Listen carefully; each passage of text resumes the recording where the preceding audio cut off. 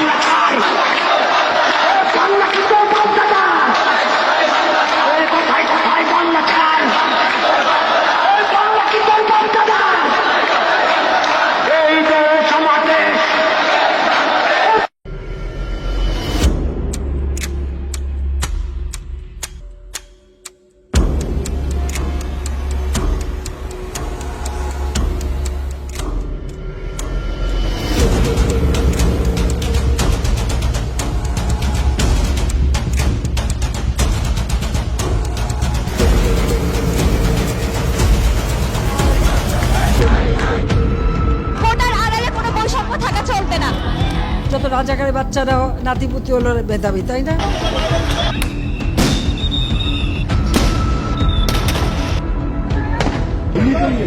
একটা আমার তো হয় একটা একটাই যায় স্যার, বাকি যায়।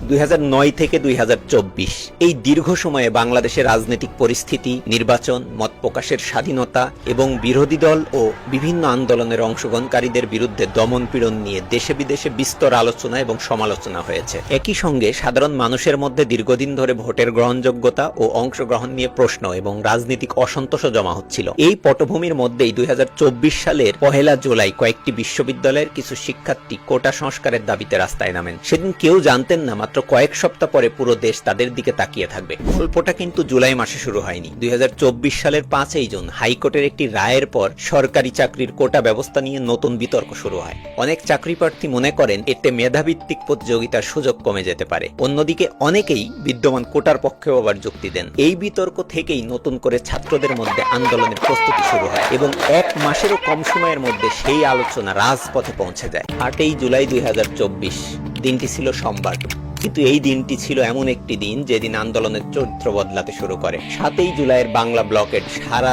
দেশে আলোচনার জন্ম দিয়েছিল। সরকার বুঝতে শুরু করেছিল এটি আর শুধু কয়েকটি বিশ্ববিদ্যালয়ের প্রতিবাদ নয়। অন্যদিকে শিক্ষার্থীরাও বুঝতে পেরেছিলেন শুধু একদিনের কর্মসূচি দিয়ে তাদের দাবি আদায় করা সম্ভব হবে না। তাই এই দিন বৈষম্য বিরোধী ছাত্র আন্দোলনের ব্যানারে 65 সদস্যের কমিটি ঘোষণা করা হয়।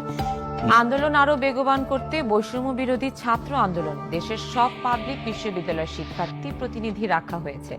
65 সদস্যের সমন্বয় কমিটিতে কলেজ ছাড়াও আছে বেসরকারি বিশ্ববিদ্যালয়ের প্রতিনিধিও।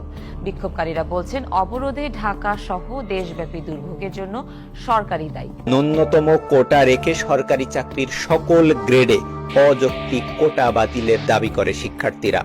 সকালে ঢাকা বিশ্ববিদ্যালয়ের টিএসসি, কেন্দ্রীয় লাইব্রেরি এলাকা এবং বিভিন্ন হল থেকে ছোট ছোট দলে শিক্ষার্থীরা বের হতে শুরু করে। মোবাইল ফোন, মেসেঞ্জার গ্রুপ এবং ফেসবুক পোস্টের মাধ্যমে একের পর এক বার্তা ছড়িয়ে পড়তে শুরু করে আজ আবার বাংলা ব্লকের। একই সময়ে ঢাকা এবং ঢাকার বাইরে সকল পাবলিক বিশ্ববিদ্যালয় সহ দেশের বিভিন্ন শিক্ষা প্রতিষ্ঠানেও একই প্রস্তুতি চলছিল। দুপুর বাড়ার সঙ্গে সঙ্গে ঢাকার শাহবাগে মানুষের উপস্থিতি বাড়তে থাকে। শুধু ঢাকা বিশ্ববিদ্যালয়ের শিক্ষার্থী নয়, বিভিন্ন বেসরকারি বিশ্ববিদ্যালয়ের শিক্ষার্থীরাও এই দিন যোগ দিতে শুরু করে। কারো হাতে প্ল্যাকার্ড, কারো হাতে ব্যানার, কেউ লাইভ করছেন, কেউ ছবি তুলে সামাজিক যোগাযোগ মাধ্যমে ছড়িয়ে দিচ্ছেন। মনে হচ্ছিল পুরো আন্দোলনটি সেই দিন ডিজিটাল এবং বাস্তব এই দুই জায়গাতেই একসঙ্গে এগিয়ে চলছে।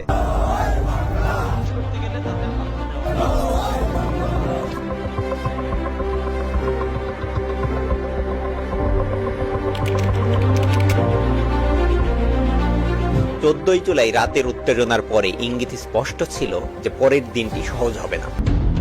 মুক্তিযোদ্ধার সন্তান নাতিপুতিরা কেউ মেধাবী না, যত রাজাকারের বাচ্চারা নাতিপুতি হলো মেধাবী, তাই না? ছাত্রলীগ তার জবাব তারাই।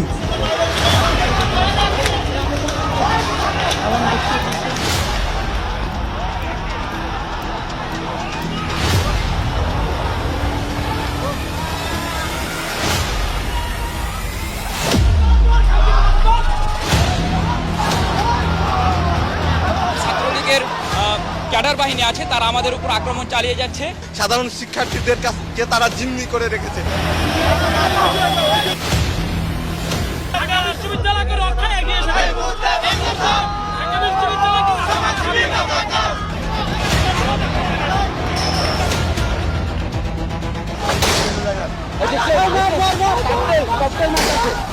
আজকের যে হামলা, সে হামলা এবং প্রধানমন্ত্রীর বক্তব্যের প্রত্যাহার এবং আমাদের যে এক দফা দাবি কোটা সংস্কার, তার দাবিতে আগামীকাল বিকাল 3টায় সারা দেশের সকল ক্যাম্পাসে বিক্ষোভ মিছিল এবং সমাবেশ অনুষ্ঠিত হবে।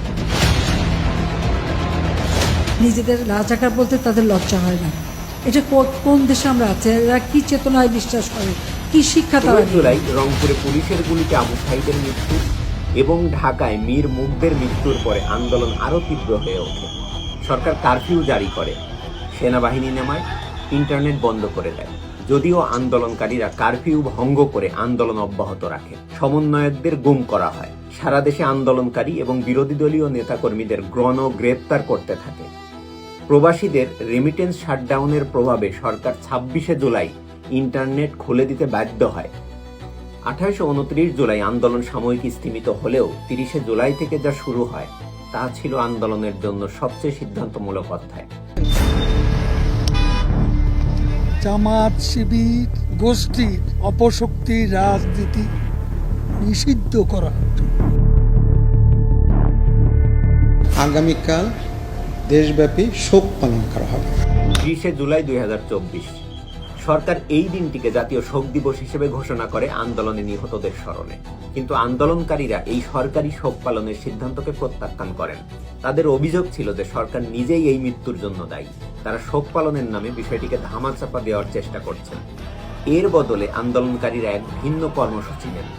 চোখে মুখে লাল কাপড় বেঁধে ছবি তুলে সামাজিক যোগাযোগ মাধ্যমে প্রকাশ করা। লাল কাপড় ছিল রক্তের প্রতীক, প্রতিবাদের প্রতীক। সারা দেশ থেকে হাজারো মানুষ, ছাত্র, অভিভাবক, সাধারণ মানুষ এই কর্মসূচিতে অংশ নেন এবং সামাজিক মাধ্যমে ছেয়ে যায় লাল কাপড় বাঁধা মুখের ছবিতে। এমনকি সবাই সবার প্রোফাইল পিকচারও লাল করেন। এটি ছিল আন্দোলনের এক নতুন ধরনের প্রতিরোধ ভাষা, নীরব কিন্তু শক্তিশালী।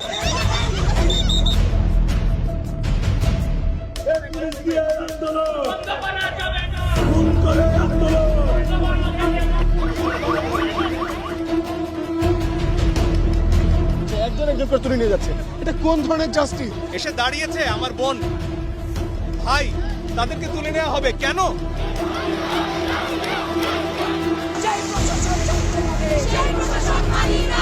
তারা এই হত্যাকাণ্ডের বিচার করবেন না, কারণ তারা নিজেরাই হত্যাকারী। যতদিন পর্যন্ত না এই ন্যায্য আন্দোলন বাস্তবায়ন হবে, রাস্তার পাশে অভিভাবক হিসাবে আমাদের পাবে।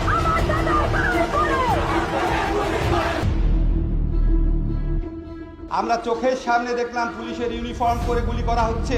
এদের বাবা খুব যেমন কাটছে, আমাদের শিক্ষকরা হচ্ছে তাই। প্রতিনিয়ত আমার মানবাধিকার লঙ্ঘন হচ্ছে। আমাদের মোবাইল দেখবে কিনা সেই ভয়ে আতঙ্কিত হয়ে আছি।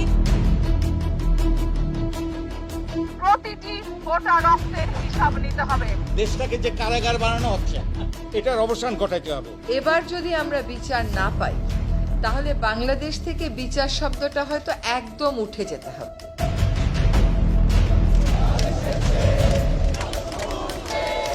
নতুন প্রজন্মের 9 দফা দাবি, তার প্রতি পূর্ণ সমর্থন। আমার কানে এখনো বাজে যে কারো পানি লাগবে।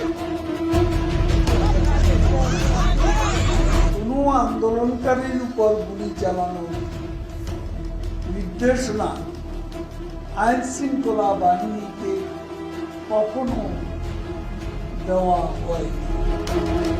সন্ত্রাস বিরোধী আইনে নিষিদ্ধ হলো জামায়াত শিবির। জামাত ইসলাম সরকার নিষিদ্ধ ঘোষণা করিল। জাতিসংঘকে আমি আবেদন করেছি যে তারা তাদের বিশেষজ্ঞ পাঠান, কারণ আমি চাই এই ঘটনাগুলি সুষ্ঠু তদন্ত, সে যেই দায়ী থাক তার বিরুদ্ধে ব্যবস্থা নিতে হবে।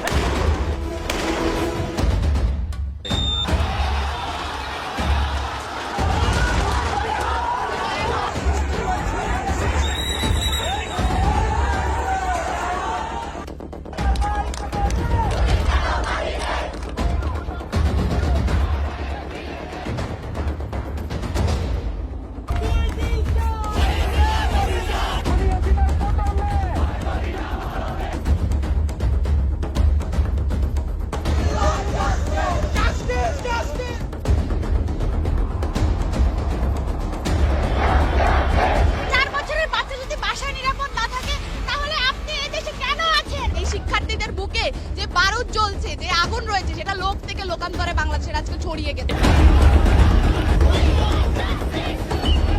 ৩রা আগস্ট ২০২৪ দিনটি ছিল শনিবার। এই দিনটিকে বলা যায় আন্দোলনের ঘোষণাপত্রের দিন। যে আন্দোলনের দফা ছিল ৯টি, কিন্তু সেই দফা এখন এক দফায় পরিণত হয়। কোটা সংস্কার থেকে শুরু হওয়া দাবি এই দিন আনুষ্ঠানিকভাবে রূপ নেয় একটাই দাবিতে, সরকারের পদত্যাগ। তারুণ্য সিদ্ধান্ত নেবে কেমন হবে আমাদের পরের বাংলাদেশ। ৩রা আগস্ট বিকেলে ঢাকার কেন্দ্রীয় শহীদ মিনারে জড়ো হন হাজার হাজার মানুষ, ছাত্র, শিক্ষক, অভিভাবক এবং সাধারণ নাগরিক। এই জমায়েত ছিল আন্দোলনের ইতিহাসে অন্যতম বৃহৎ এক সমাবেশ। মঞ্চে ওঠেন সমন্বয়ক নাহিদ ইসলাম। তিনি ঘোষণা দেন তৎকালীন প্রধানমন্ত্রী শেখ হাসিনা এবং তার মন্ত্রিসভাকে পদত্যাগ করতে হবে। এই মুহূর্ত থেকে এই আন্দোলন আনুষ্ঠানিকভাবে এক দফা আন্দোলনের রূপ নেয়। নাহিদ ইসলাম এই ঘোষণায় সরকারের আলোচনার আহ্বান স্পষ্টভাবে প্রত্যাখ্যান করেন। মঞ্চ থেকে সর্বাত্মক অসহযোগ আন্দোলনের ডাক দেওয়া হয়। ট্যাক্স না দেওয়া, অফিস আদালত কলকারখানায় না যাওয়া সহ ব্যাপক নাগরিক অসহযোগ কর্মসূচি। আরেক সমন্বয়ক আসিফ মাহমুদ সজীব ভুঁইয়া এই অসহযোগ কর্মসূচি বাস্তবায়নের বিস্তারিত দিক নির্দেশনা দেন। কেউ বাংলাদেশের কোন নাগরিক কোন ধরনের ট্যাক্স বা খাজনা দেবে না আজ থেকে। বিদ্যুৎ বিল, পানির বিল, কোন ধরনের ইউটিলিটি বিল আর পরিশোধ করা হবে না। সকল ধরনের সরকারি বেসরকারি প্রতিষ্ঠান, অফিস, কলকারখানা, আদালত বন্ধ থাকবে। শিক্ষা প্রতিষ্ঠান সমূহের সকল কার্যক্রম অনির্দিষ্টকালের জন্য বন্ধ থাকবে। প্রবাসীরা ব্যাংকিং চ্যানেলে কোনো প্রকার রেমিটেন্স পাঠাবেন না। সকল ধরনের সরকারি সভা সমাবেশ আয়োজন বর্জন করবেন। বন্দরের কর্মীরা কাজে যোগ দেবেন না।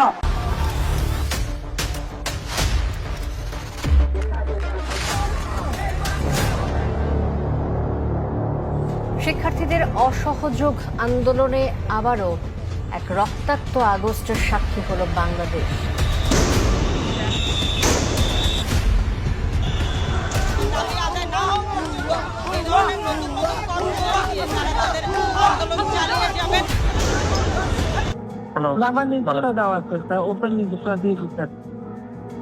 এখন লেখা নিবেন ব্যবহার করবে, যেখানে পারে সেটা গুলি করবে।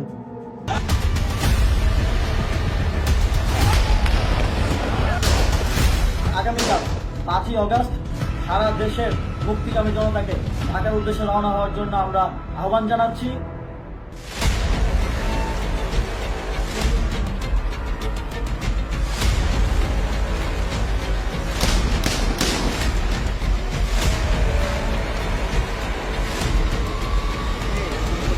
গণ অভ্যুত্থানে পতন হলো শেখ হাসিনা সরকারের।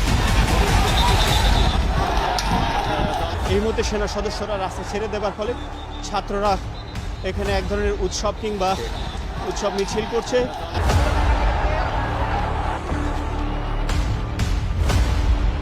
শেখ হাসিনা আজ রাষ্ট্রপতির কাছে পদত্যাগপত্র জমা দিয়েছেন। এখন একটা ইন্টারিম গভর্নমেন্ট ফর্ম করে পরিচালনা করবে।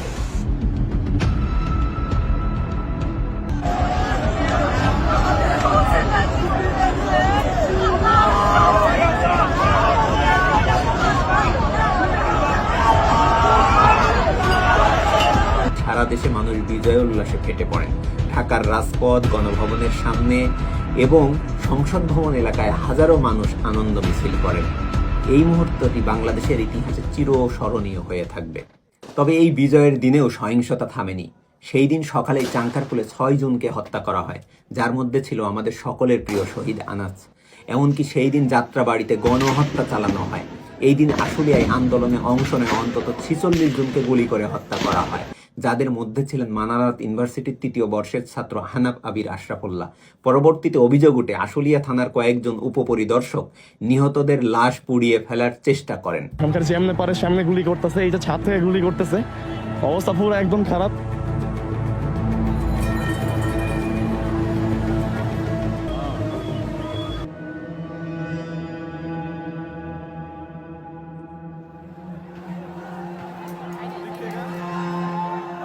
এটা হচ্ছে যাত্রাবাড়ি হাইওয়ে। পুলিশ ইচ্ছা মতো গুলি করতেছে, যে দেখতেই পাচ্ছেন। এই যে স্নাইপারের আওয়াজ, ঠিক আছে।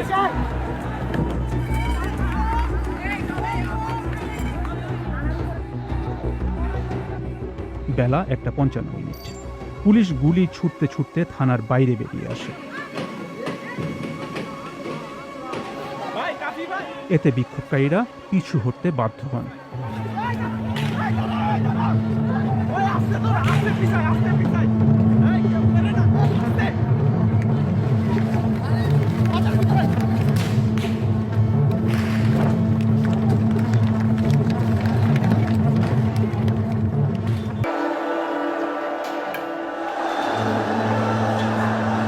বেলা 2:43 পুলিশ আবারও গুলি শুরু করে।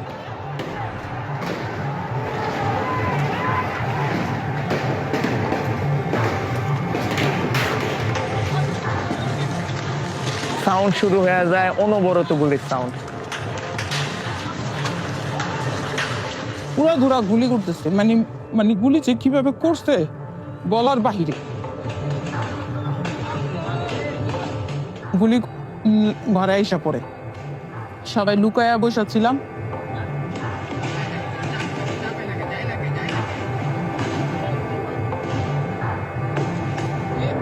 মানে তারা তো মনে করেন ধরে ধরে ফায়ার করতেছে, 2-3টা বাড়ি দেয়,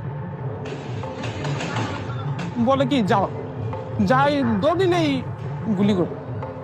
মানে কিভাবে যে ভাই গুলি করছে।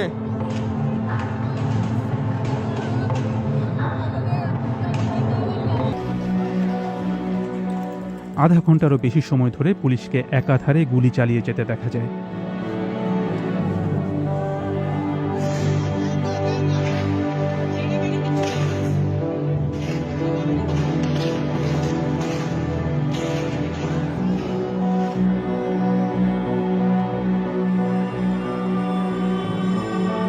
গুলি করতেছে, মানে ওনার ভয় পাওয়ার সময় নেই।